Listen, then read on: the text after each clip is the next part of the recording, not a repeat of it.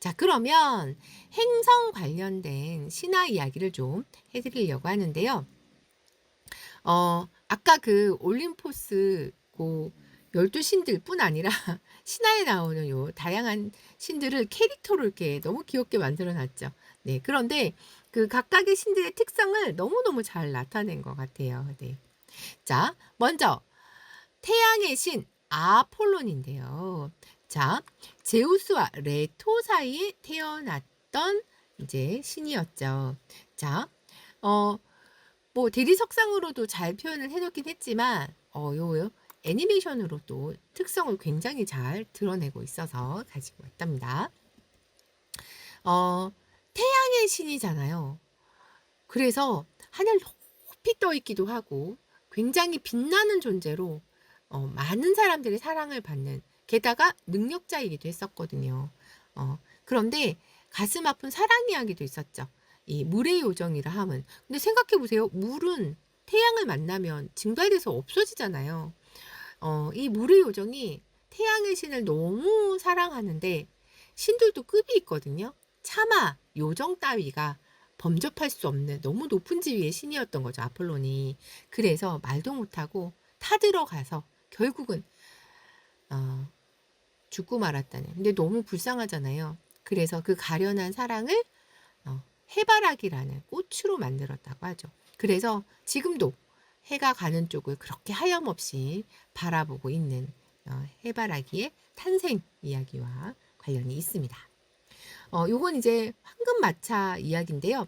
뭐 파이톤의 이야기는 뭐 여러분들도 아실 수 있을 텐데 저 조그만 꼬맹이가 아버지한테 저 마차를 타게 해달라고 쪼르다가 결국은 이제 온 세상이 불바다가 되어서 비극적으로 결국은 제우스가 그 온 세상이 다 지금 불타게 생겼으니까 벼락을 내리쳐가지고 죽게 만들었던 아픈 이야기가 있었답니다.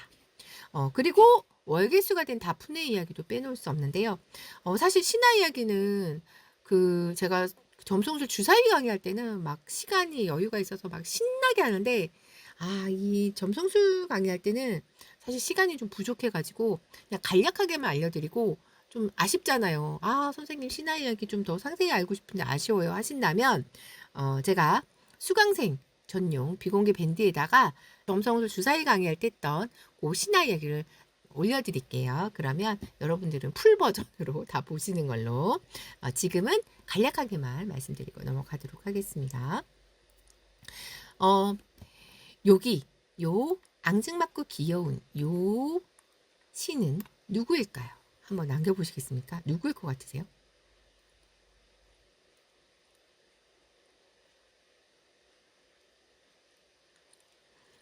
그렇죠. 맞습니다. 큐피드였어요.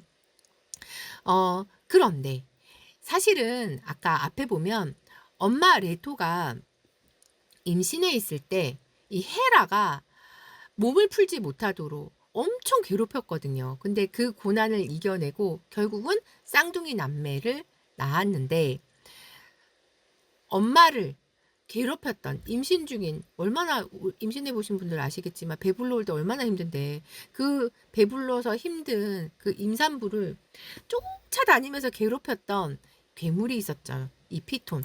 그래서 이 피톤을 활로 쏴서 죽이고 의기양양해 하고 있는데 요 쿠피드가 나타난 거죠. 같은 활을 들고. 큐피드도 활이 대표적인 그 상징으로 나오고 요 아폴론도 마찬가지거든요.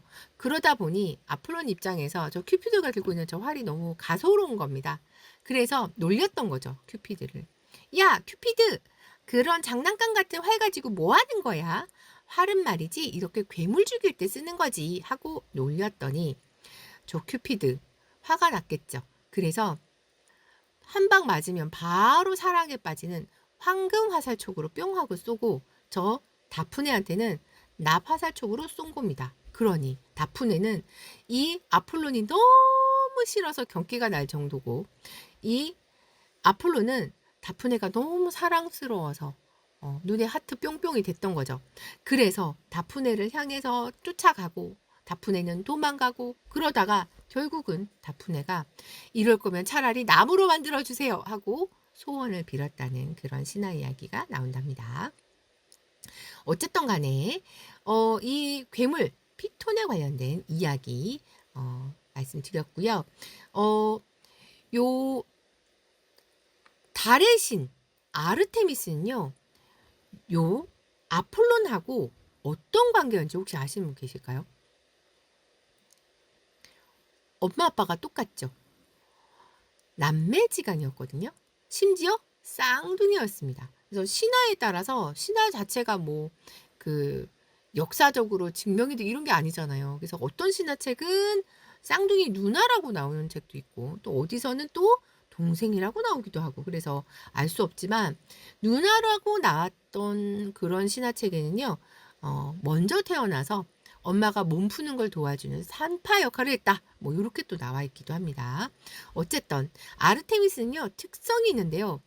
머리에 항상 초승달 모양의 관을 쓰고 다녔다고 하죠. 그래서 신화 같은 그림 보시다 보면 아르테미스네 하고 금방 알 수 있습니다. 네, 왜냐하면 초승달 모양의 관을 쓰고 있는지만 보면 되니까요.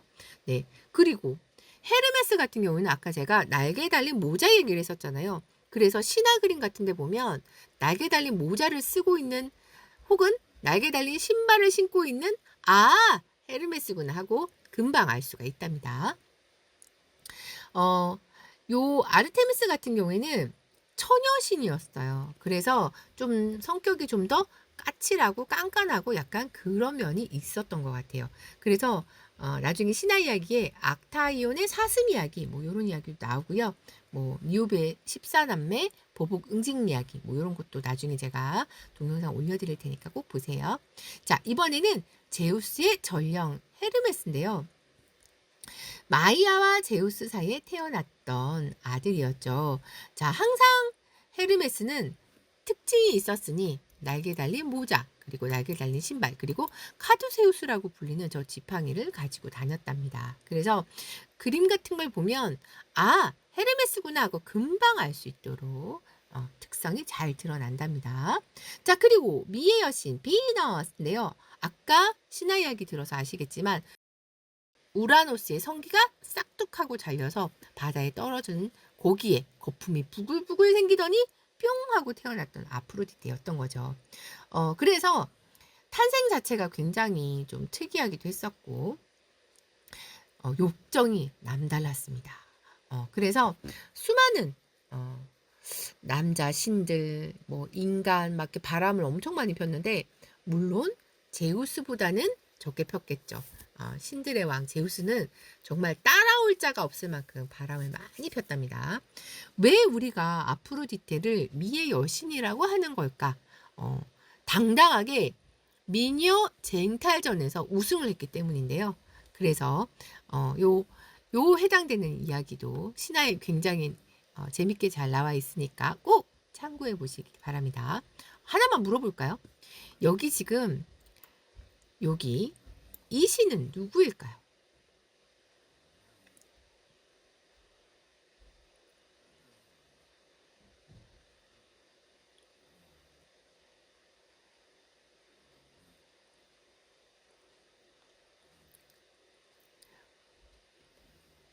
모자를 보시면 특성이 좀 드러난답니다. 네.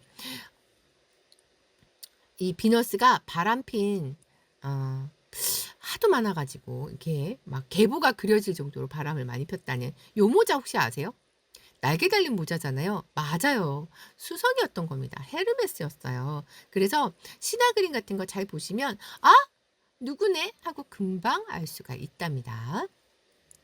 자, 아까 탄생부터가 남달랐던 아프로디테 욕정이 아주 남달랐다고 하죠. 그래서 그렇게 바람을 많이 폈나 봅니다. 자, 그리고 아레스 전쟁의 신인데요. 제우스와 헤라 사이에 태어났죠. 정말 어떻게 보면 가장 정통한 혈통이긴 한데 혈통은 그런데 실제 성격은 그렇지 않았던 것 같아요. 굉장히 난폭하고 그리고 머리를 쓰는 것보다는 몸이 먼저 앞서 나가는 약간 그런 특성도 있어서 일단 죽이고 보는 약간 그런 폭력적인 성향이 굉장히 강했다고 합니다. 비너스랑 바람 피다가 들켜가지고 붙잡힌 그림이 또 왼쪽에 나와 있죠. 아레스도 만만치 않았습니다. 수많은 네. 이 기본인가 싶기도 한데 뭐 하여튼 바람들은 참 많이들 피신 것 같아요. 하지만 이분을 따라올 자가 없죠. 크로노스와 레아 사이에 태어났던 제우스인데요. 이분은 만화도 너무 많아 가지고요. 정말 선생님 이거를 제가 정리한 게 아니라 이 인터넷에 이렇게 검색을 했더니 제우스의 여자와 자식들이라고 이렇게 딱 계보가 나옵니다. 아까 메티스하고의 사이에서는 아테나가 태어났는데 특이하게도 제우스의 머리에서 태어난 겁니다. 왜냐하면 메티스가 임신 상태였을 때 임신 상태인 와이프를 삼켜버린 거죠. 그런데 메티스가 아까 지혜의 여신이었잖아요. 그러다 보니까 제우스가 지혜를 얻게 된 것까진 좋았는데 임신 중인 와이프를 삼켰잖아요. 나중에 제우스가 머리가 너무 아픈 겁니다. 그래서 머리를 도끼로 꽝 하고 찧었더니 거기서 얍 하고 탄생했던 게 바로 아테나였었거든요. 탄생 신화가 되게 웃기죠. 자, 그리고 누이였던 데메테르도 또 건드려가지고 페르세포네가 태어났었고 헤라도 누이였었잖아요. 그런데 같은 누이인데 왜 헤라는 제우스의 부인 자리를 차지했는데 데메테르는 왜 차지를 못했을까요? 헤라는 좀 되게 똑똑했었거든요. 네가 나를 차지하려면 나를 정식 부인으로 인정해줘. 이렇게 이제 조건을 걸었던 거죠. 자, 세멜레는 인간 여자였었는데, 그 헤라의 꼬임에 넘어가가지고 결국은 제우스의 그 밝은 빛에 타 죽거든요. 그래서 급하게 인큐베이터처럼 제우스의 허벅지에서 자식을 키웠던 게 바로 디오니소스였답니다. 제가 지금 몇 개만 간추려서 알려드리고 있고요. 너무 많아가지고 이 다나에는 황금비로 변신해갖고 임신을 시키는 놀랍죠. 수단과 방법을 가리지 않고 이오 같은 경우에는 또 헤라한테 들킬까봐 흰 암소로 또 변신시켜가지고 그렇게 고생을 시켰고요. 레다는요 백조로 변신해갖고 참 하여튼 점점점 하고 싶은 말은 많으나 참겠습니다. 네, 이거 다 설명하면 밤새도 오늘 다 못 끝내요. 자, 이번엔 토성으로 넘어가는데요. 가이아와 우라노스 사이에서 태어났던 크로노스였죠. 아버지를 폐위시킨 자식이었기 때문에 결국 똑같은 저주를 받아 결국 자식한테 또 쫓겨나게 되는 그런 운명을 맞이할 수밖에 없었죠. 자기 어떻게든 피해 보겠다고 그 저주를 피하기 위해서 자식들을 다 태어나자마자 다 삼켜버렸지만 결국은 수포로 돌아갔었죠.